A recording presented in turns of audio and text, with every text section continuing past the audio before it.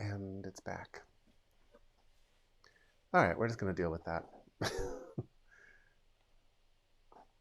I'll fix it all tomorrow. Are there any questions about meditation or anything that you've been working on or anything like that before we get rolling?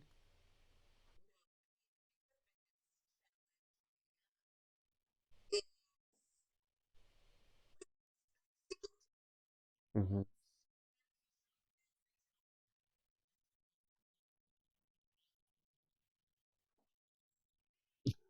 Right.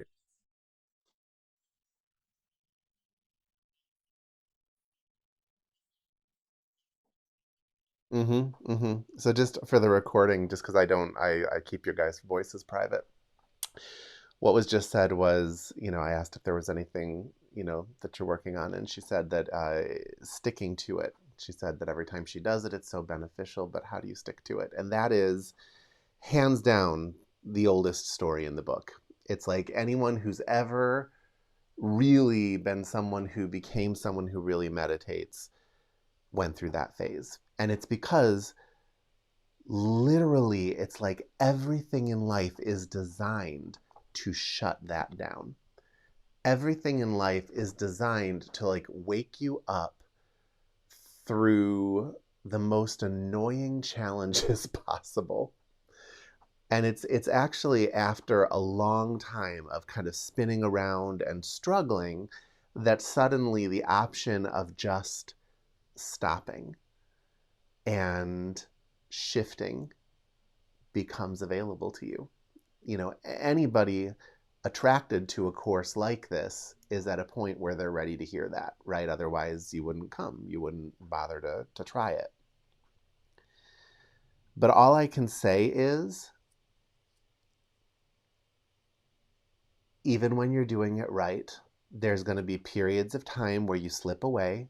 There's going to be periods of time where you forget why you care. And then all of a sudden, something will just push you below a bar that you had kind of gotten above. And you'll realize you have like a new normal. Like if you go below this level in feeling, suddenly that's not acceptable anymore to you. And so it's just sort of like that bar, kind of without you even realizing it, slowly just raises. And you become less and less tolerant of the chaos that comes to the mind when you're not doing something to keep it sane. So it just takes time. It just takes time. But the trick, I think the trick everyone says is things like do it at the same time every day, do it early in the morning. I've never found any of that to work. The trick that I have found to work is don't tell yourself you have to do it for more than 5 minutes. If you do it, but really do it for 5 minutes, you're probably going to want to do more. Set that bar low enough that you have a chance of actually achieving it. It's true for any habit, really. But, like people who want to become runners, what they say is make the habit not to go running, make the habit to put on your running shoes and your running clothes and step outside. And if you do that every day and call that a win, sooner or later you're going to at least run down the block, and that might lead to more. But that's what it takes to really turn this into an actual practice that you stick with. But we all slipped away for sometimes years at a time. So you just pick yourself up and get back on it. All right. So let's just take a moment now and just kind of let everything come to a stop. Now, I'm sure you've had a busy day. I've had a very busy day. One of those days where everybody's feelings just kind of stick to you. And you come home and you just realize you've collected a bunch of stuff that isn't even yours. And the beauty of meditation is that it can clean that off of you layer by layer. So place your attention at the forehead and crown. Open up to this moment.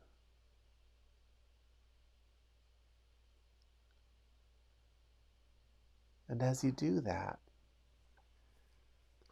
you'll probably become aware of those feelings that are kind of clinging.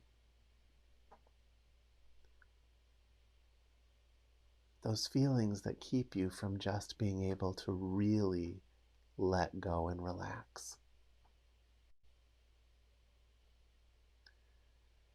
And all it takes to let them go is awareness and breath.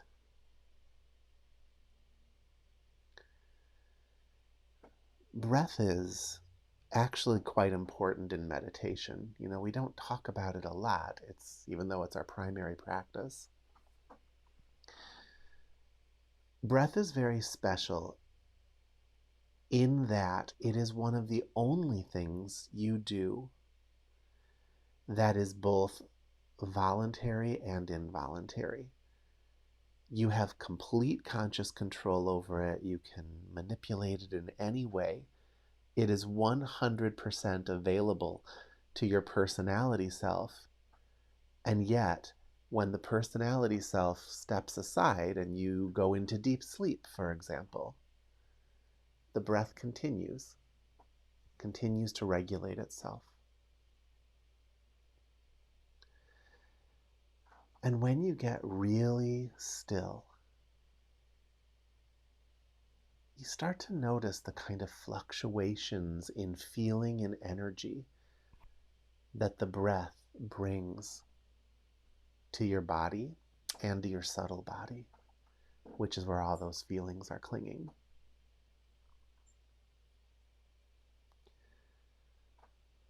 Now, usually if things are very stuck, I'll have the class do some hand movements just to quickly get it off of them.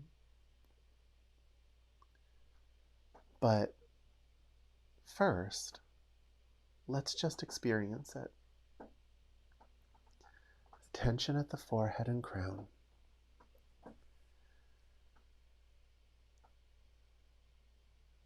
Become present in this moment and just become aware of the feelings on and in your body.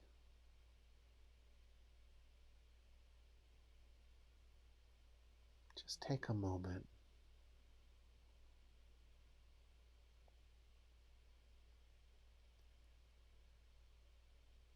And become aware of that resistance that's always a little present at the beginning of any class.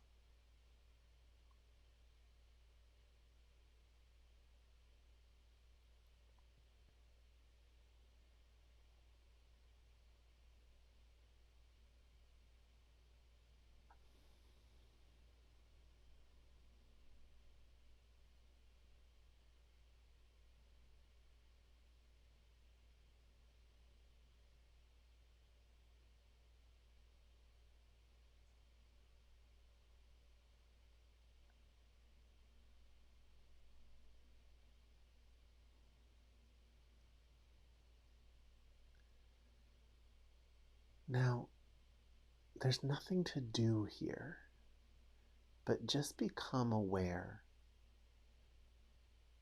of how the breath interacts with those feelings.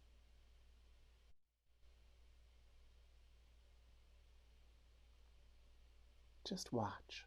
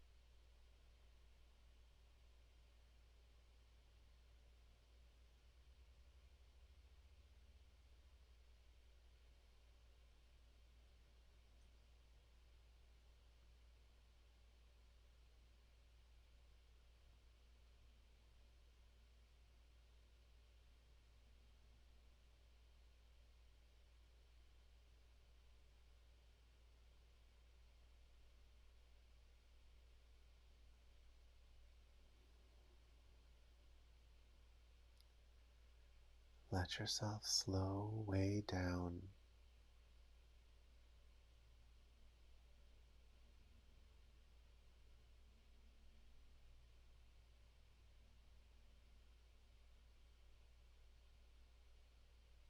The feelings can be there without directing you.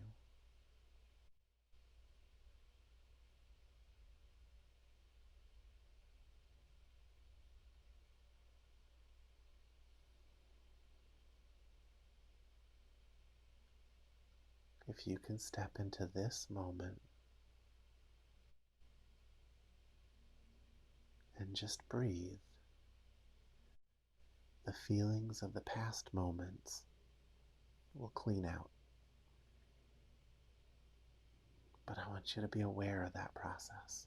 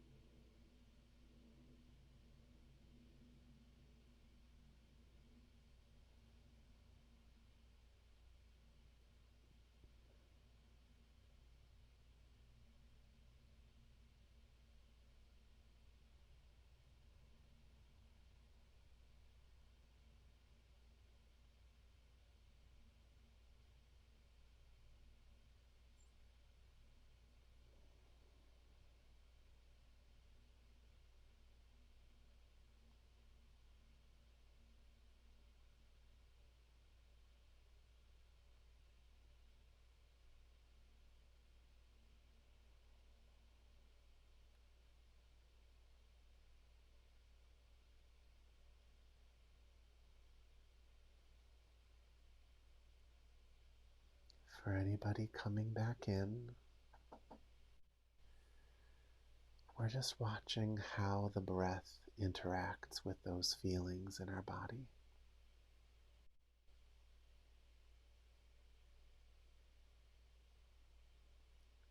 We're stepping into this moment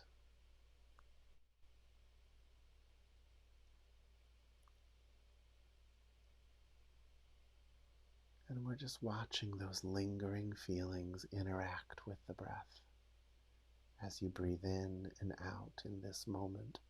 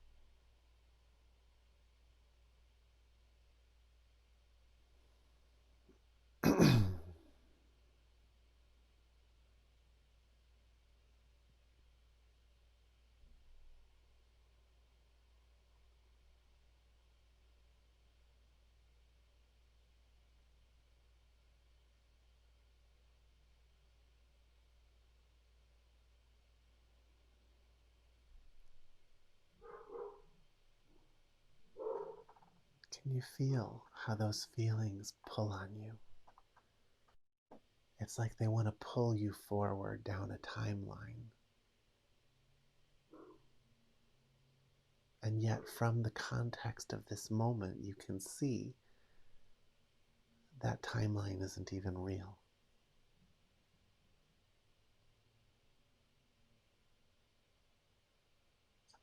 See if you can be in both places at once.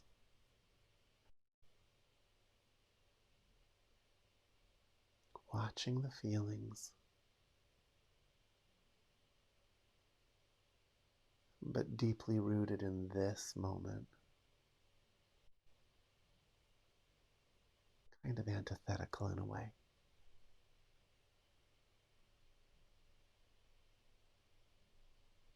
But it's from that lens that you can see the thin veil on which you live your life isn't real.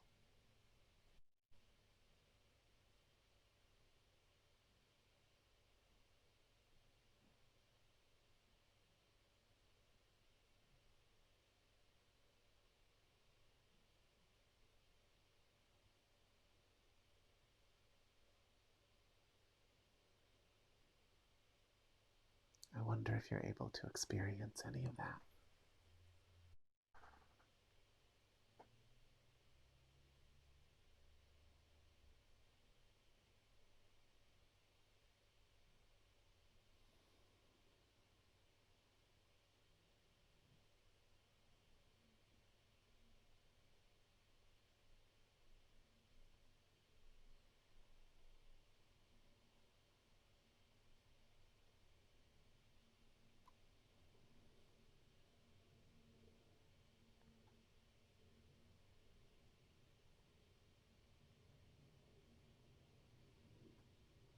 These feelings. It's like a little sea of images and storylines.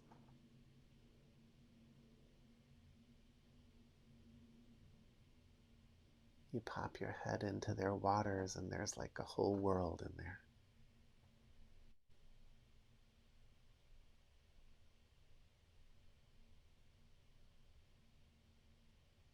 It's captivating because it's a world of ups and downs. So it's bright and contrasty.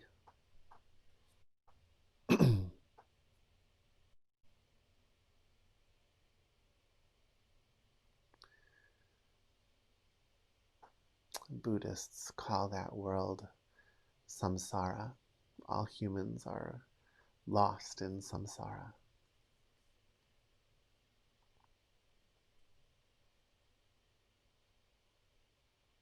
This merry-go-round of ups and downs. Pointless peaks and depths. When you're peaking, you're always just about to fall, and after you've fallen, you're always climbing back up.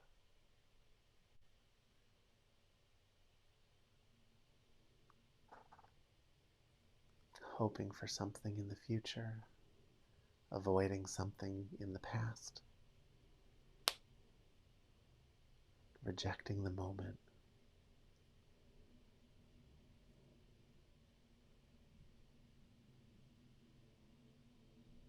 And you, as a consciousness, you become its puppet. You cry when it tells you to cry. You get angry when it tells you to get angry. You laugh when it tells you to laugh.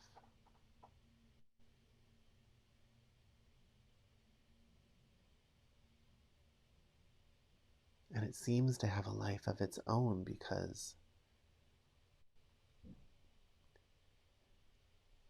there are so many people tapping into it, and your stories are interlocked with all of theirs. So there is a life in there, a dynamic life.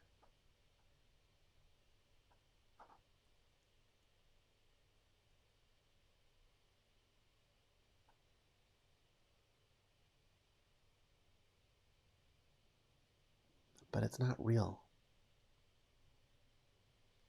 It's real in that it exists, it's happening. But it's not real in the sense that its existence requires an incessant engagement from you in order to keep it afloat. You show yourself that every time you meditate. Every time you come back into this moment, it all collapses.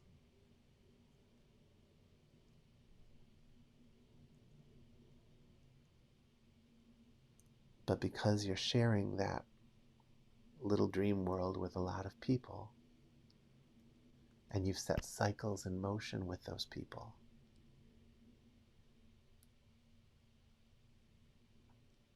it's always there ready to come screaming back in.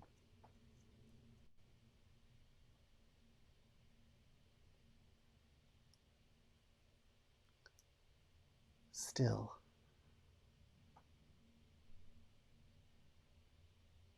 when you know that it isn't the absolute reality of your life,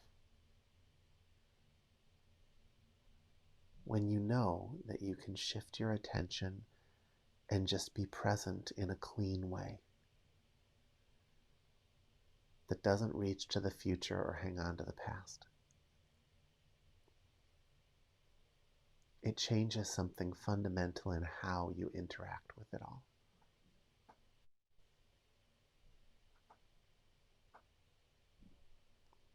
Like we were discussing earlier, it changes where your bar is for suffering.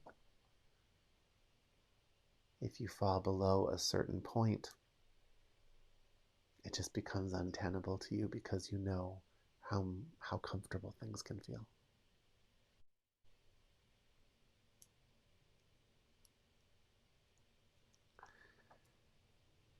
And its messiness is wonderful because it kicks you around so much that it just wears down all of our stupidities. You know, we just get so tired of fighting with it that eventually we let go and find ourselves in reality anyways. But a class like this is a way to get there much sooner while still having the experience of life.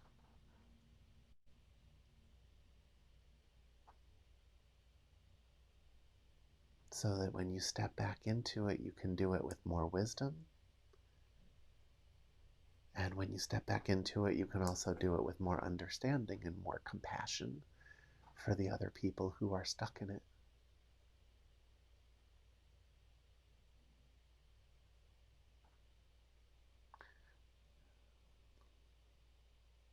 A kind of rotten aspect of the system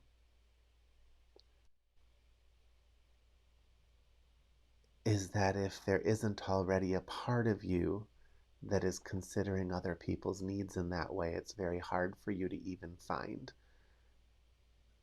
a real teaching that can lead you there. You know, the people who come to this class usually have an innate generosity within them.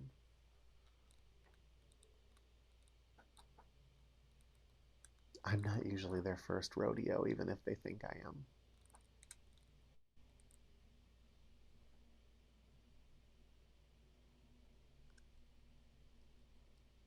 But one way or another, everybody's headed out of the story. But you got to go through it for a long time before you feel like you can look away from it.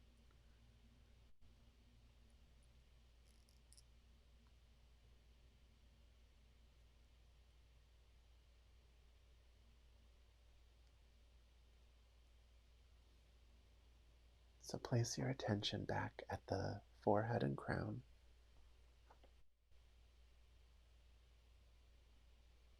Renew your focus on this moment.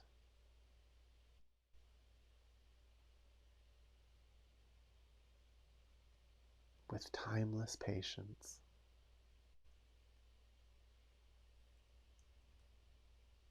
Expand into this moment. Unfold into this moment.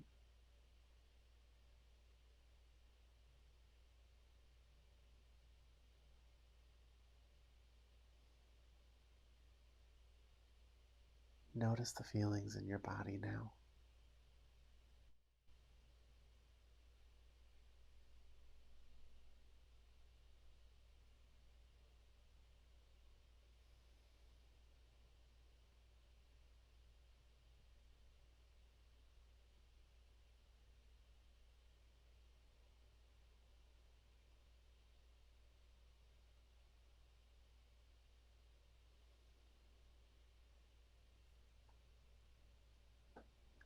Now let's just clean the rest of them off. You're just going to take your hands in front of you like this. Exhale down.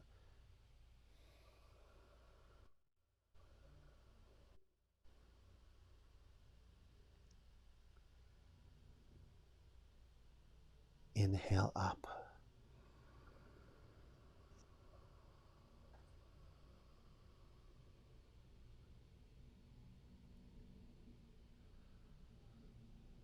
And continue in that way, exhaling down, inhaling up, just moving your hands through the subtle energy in front of your body.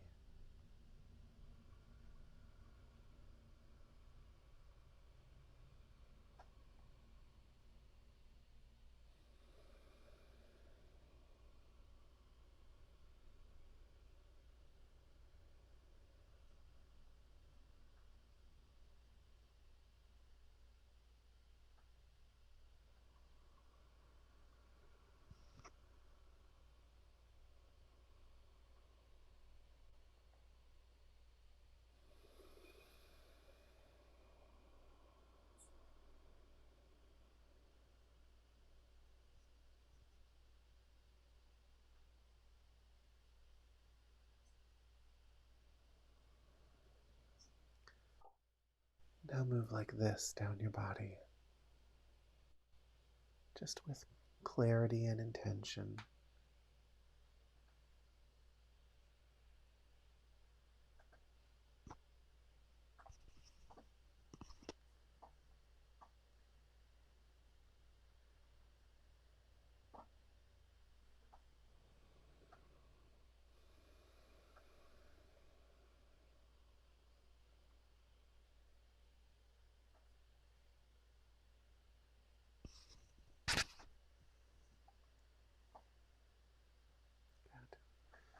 Now arms out to the side, up and inhale,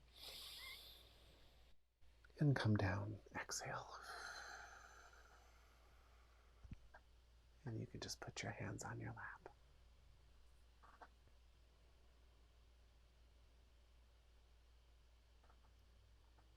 Return to this moment.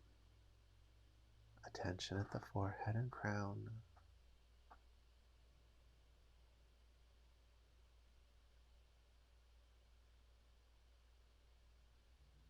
But now notice how the breath interacts with the feelings. It's different.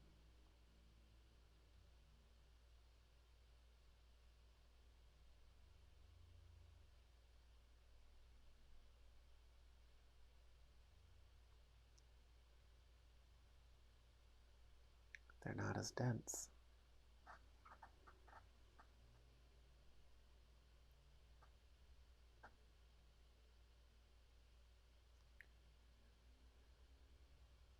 Which means the mind can be clearer, more still.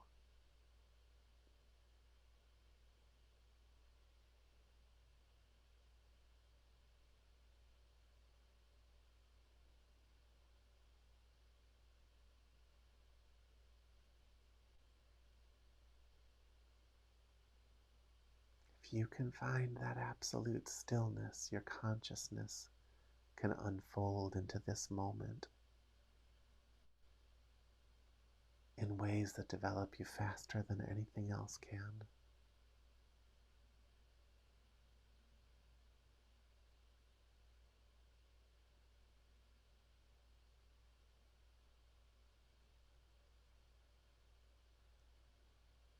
It means you're not pinching any part of your life.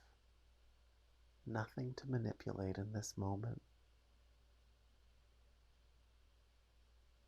Nothing to hold in place. Nothing to make happen.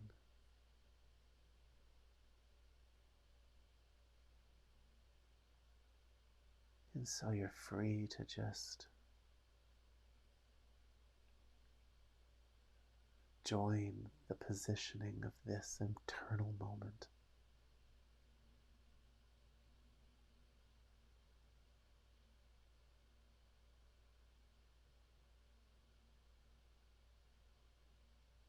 To merge with the unique configuration of this perfect moment. To feel it and know it on its own terms.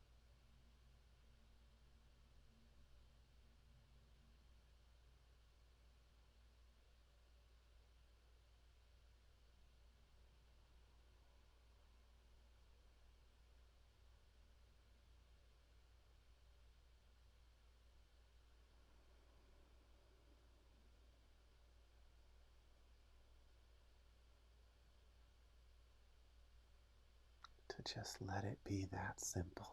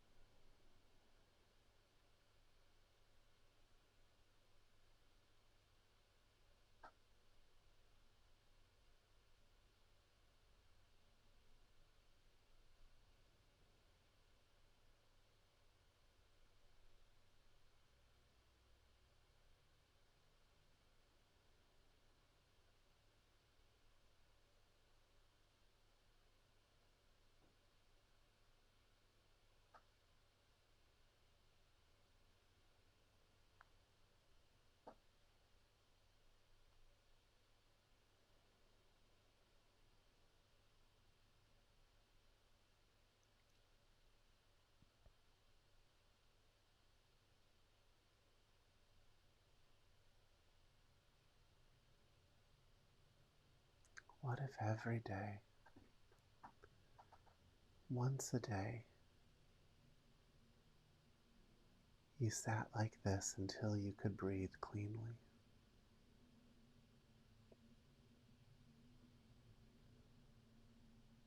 What if every day you sat like this until there was no part of you trying to scurry away from it?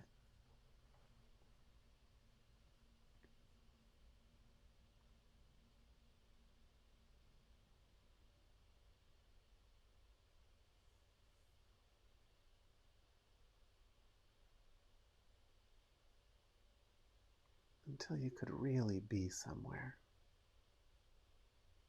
fully there.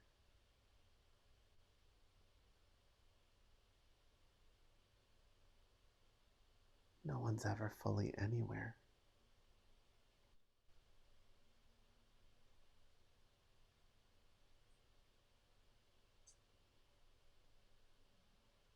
To talk about really showing up in this moment sounds trite. But no one ever really shows up anywhere.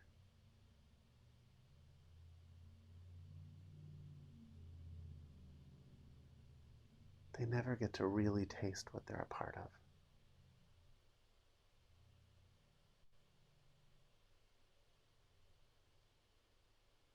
But you can.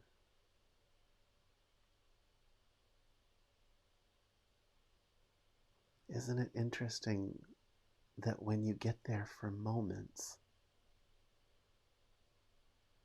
they come with good feeling,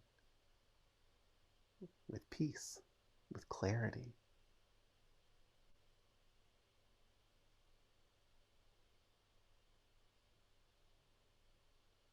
That when you really show up for what's actually there,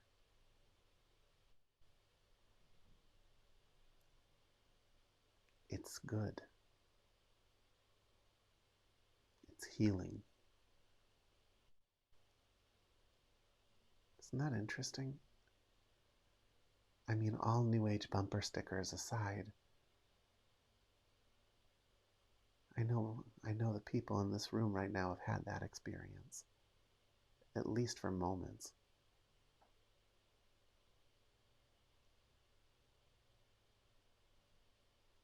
What does that say about everything else we do?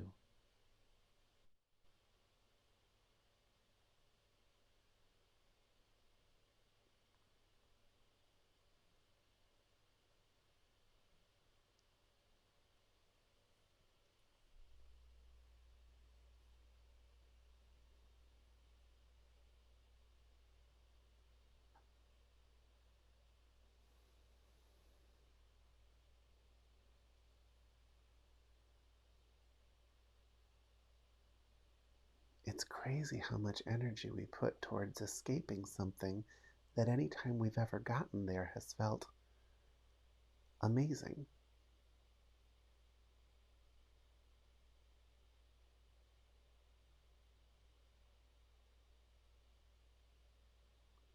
It's almost like everything in life pushes against it.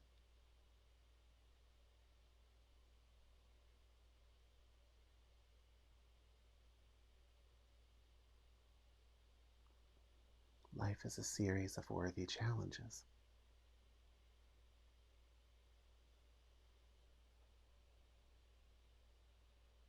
Your power and your flexibility are on the other side of those challenges. And if you let them dominate you, then they dominate you as a story. And they keep you from this moment.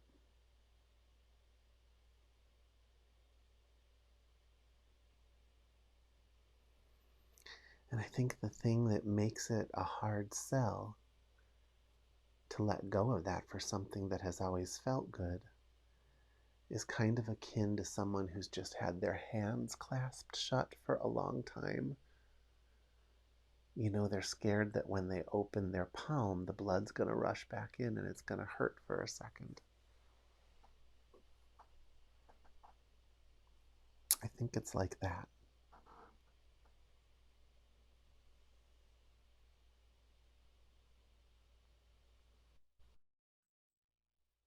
But it's only for a second, and then you got your hand back.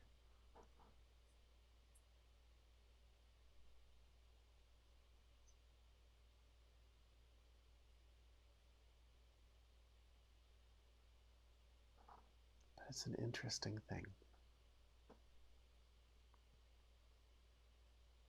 An interesting pattern in human behavior. That even once you've seen it and experienced it, you still resist it.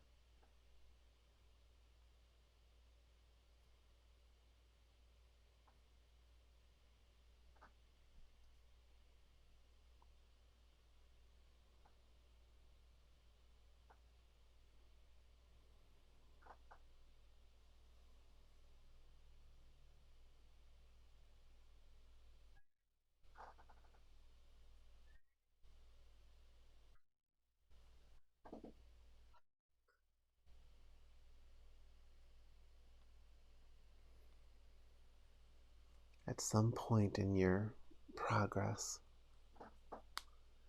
you get to a place where you start just waking up in the middle of it.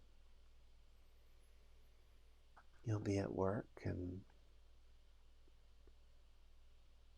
living out the shared story, and all of a sudden, just you'll flip awake.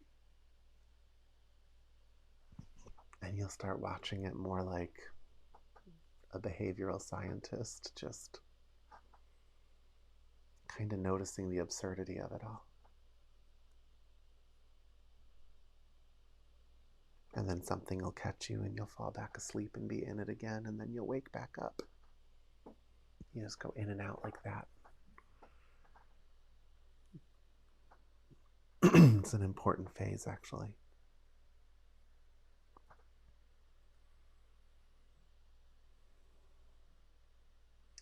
In a way, it's kind of the phase where you start weaving reality into the story.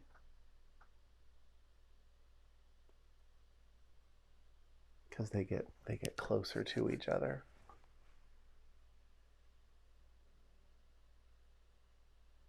You start making different choices within the story based on what you're seeing.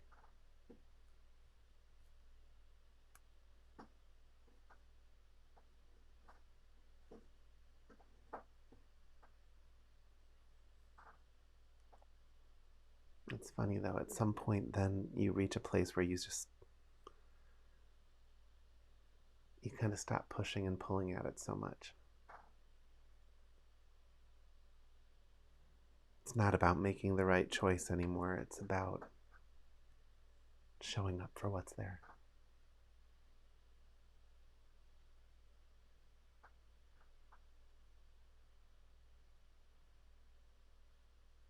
I think you come to realize that you can take action on things that you're afraid of, and so you can start to get things that you want.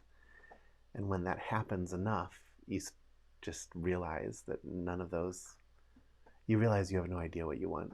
You have no idea what it's going to take to fulfill that story. You see that enough times and you start to realize you can't really look to yourself for that answer. That maybe the problem is in the incessant needing for things to be different than they are.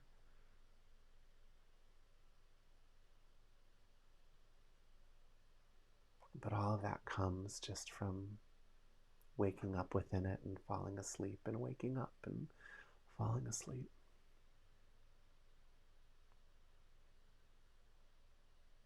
Finding yourself in the flow of suffering and snapping out of it, and then slipping back into it and snapping out of it.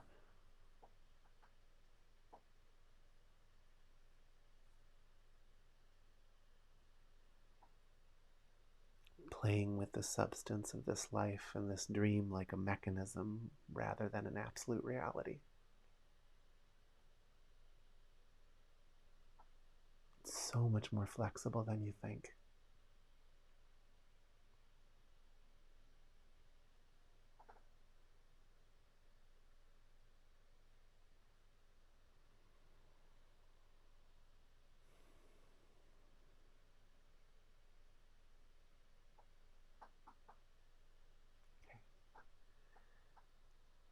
Go back into meditation.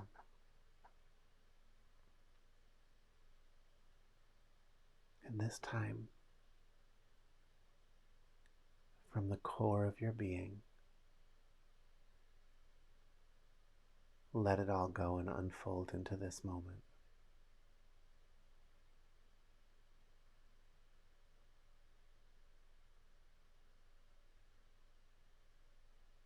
We won't take forever, so do it now. Just let it go.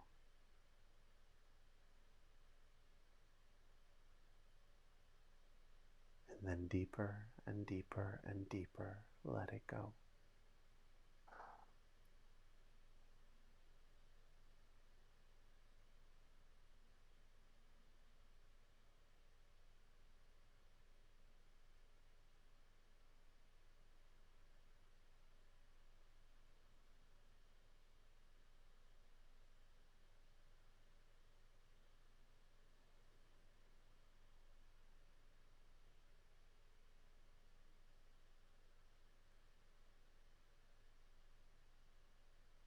And if you hit a wall, press right up against it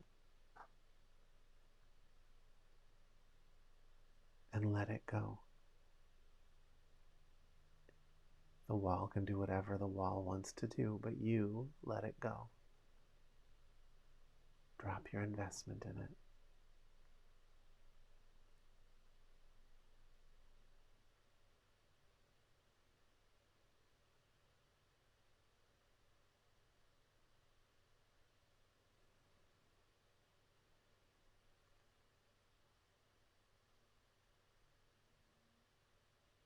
If you can do that, the breath will slowly wear it away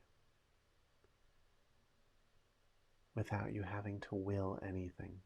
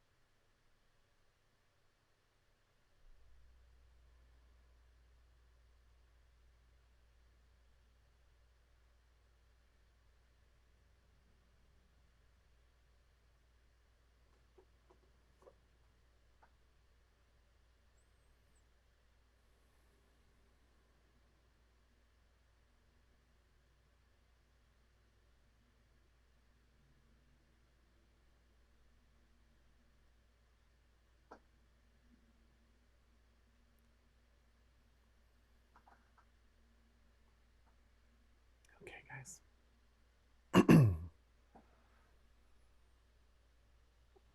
Any questions before we end for the night?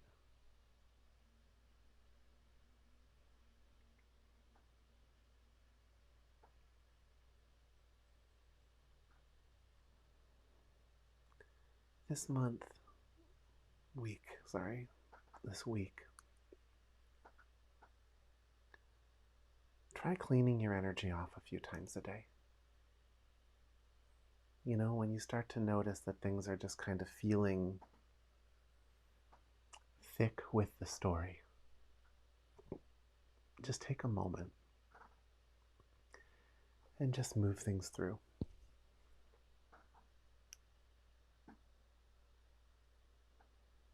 Notice how you feel at the end of your day.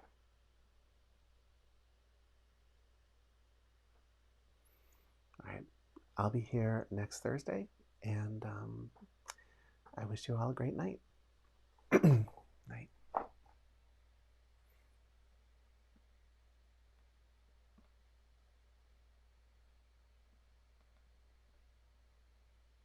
Oh, no problem, Lynn. I'm sorry that the email didn't come until later.